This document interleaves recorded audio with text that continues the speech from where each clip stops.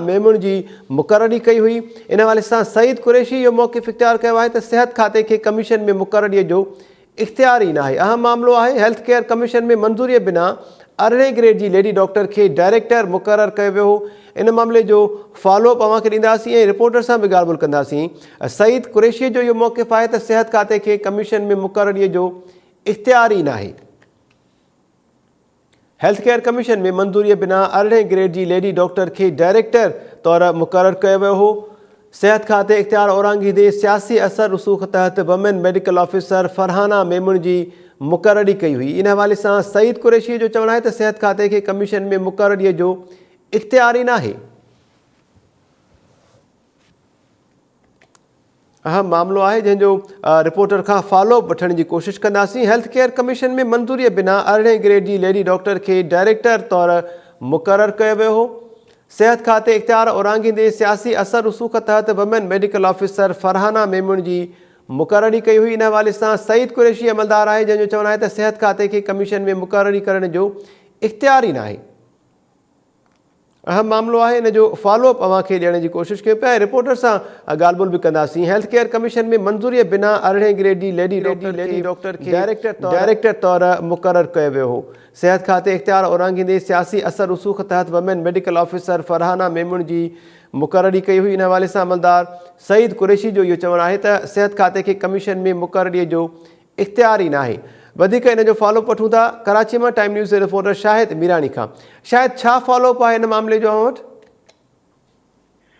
जी बिल्कुलु महताब, सिहत खाते जी अख्तियारनि पारां सिंध हेल्थ केयर कमीशन में 18 ग्रेड जी senior women medical officer Farhana Memon खे सिधी रीत लाइसेंस एंड एक्रीडिटेशन में डायरेक्टर मुक़ररु करण वारे मामले खां पोइ जेको बोर्ड ऑफ कमिश्नर आहे जेको सिंध हेल्थ केयर कमीशन जो, हुनजे मेंबर ऐं डाउ मेडिकल यूनिवर्सिटी जे vice chancellor doctor Saeed Qureshi जो बि इहो मौक़िफ़ साम्हूं अची चुको आहे त सिहत खाते जी अख्तियारनि पारां 18 ग्रेड जी senior women medical officer Farhana Memon खे जेको सिंध हेल्थ केयर कमीशन में जेको डायरेक्टर तौरु मुक़ररु कयो वियो आहे, उनखे हुन गैर कानूनी करार ॾिनो आहे, छाकाणि त हिन जो बोर्ड ऑफ कमिश्नर जे मेंबर डॉक्टर सईद कुरैशी जो इहो चवणु आहे त सिहत खाते जी अख्तियारनि खे इहो उनजे अख्तियार में न आहे त कंहिं सिधी रीत हू कंहिं अहम पोस्ट ते जेको आहे का मुक़ररी करे सघे, पर उन जे बावजूदि बि सिहत खाते जी अख्तियारनि पारां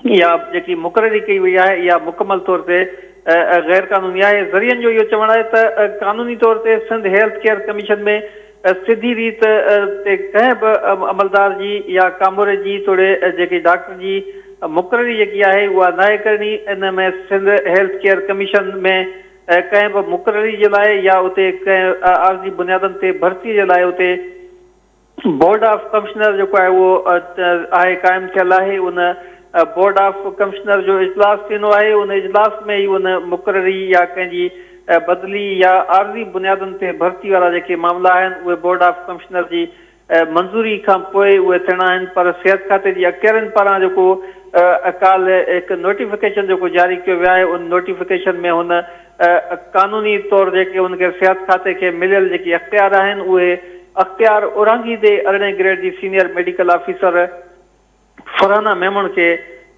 लाइसेंस एंड एक्रीडिटेशन वारे शोबे में डायरेक्टर तौरु जेको मुक़ररु कयो वियो आहे, उन बावजूदि जेको मेंबर जो हिन वक़्तु बयानु साम्हूं आयो उनजे बावजूदि बि सिहत खाते जी अख्तियारनि पारां उनखे हटायो न आहे वियो। जी ठीकु आहे शाहिद मीरानी, महिरबानी फॉलोअप ॾियण जे लाइ।